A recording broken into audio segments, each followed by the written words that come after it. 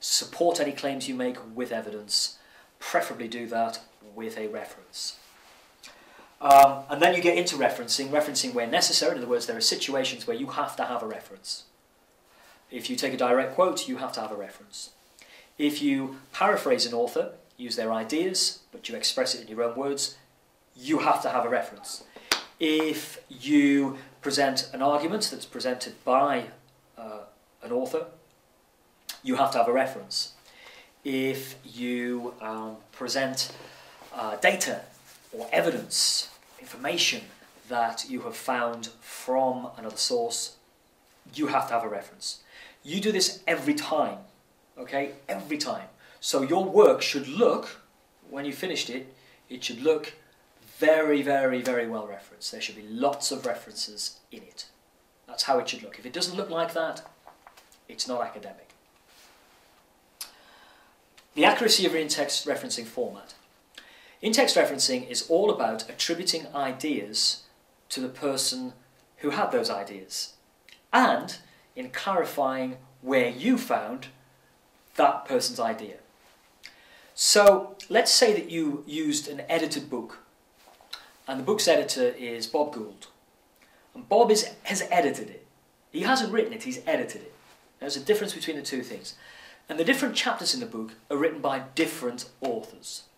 There's a chapter by me, there's a chapter by Rob Worrell, there's a chapter by Pete Starry, there's a chapter by Teresa Callan.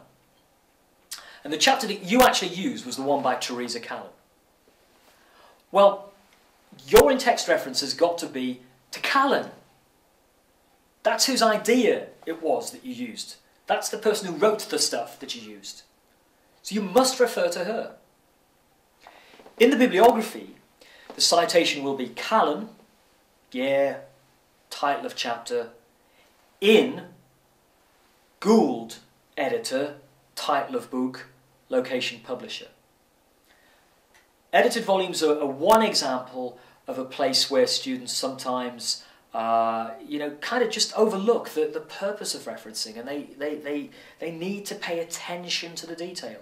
We want to know who wrote the stuff you used, and we want to know where you found it. We need both bits of information.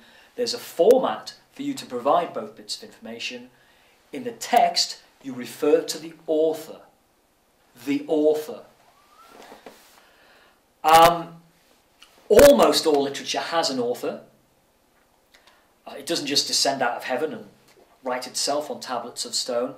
I agree that occasionally it is not obvious who the author is, or the author is unnamed. If the author is unnamed, then cite no author. And then you can use that formulation in the text, no author, 2004.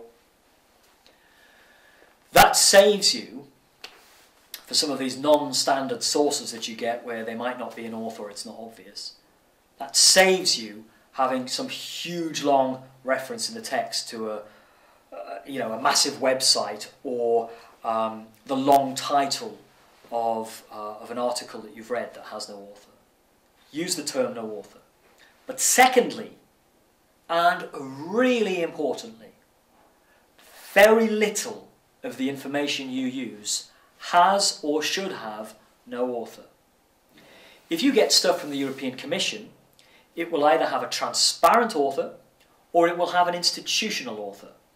If you get stuff from a member state, it will either have a transparent individual author or it will have an institutional author.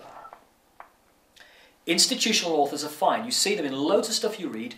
European Commission 2004, Her Majesty's Treasury 2007. So you use those.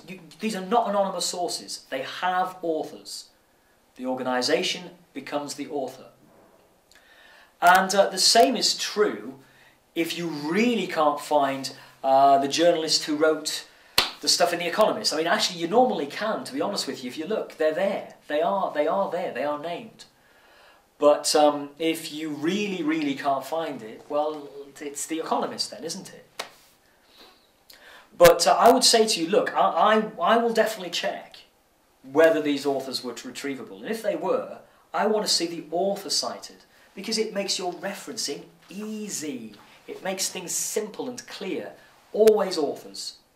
Yeah? And no complications, just always authors.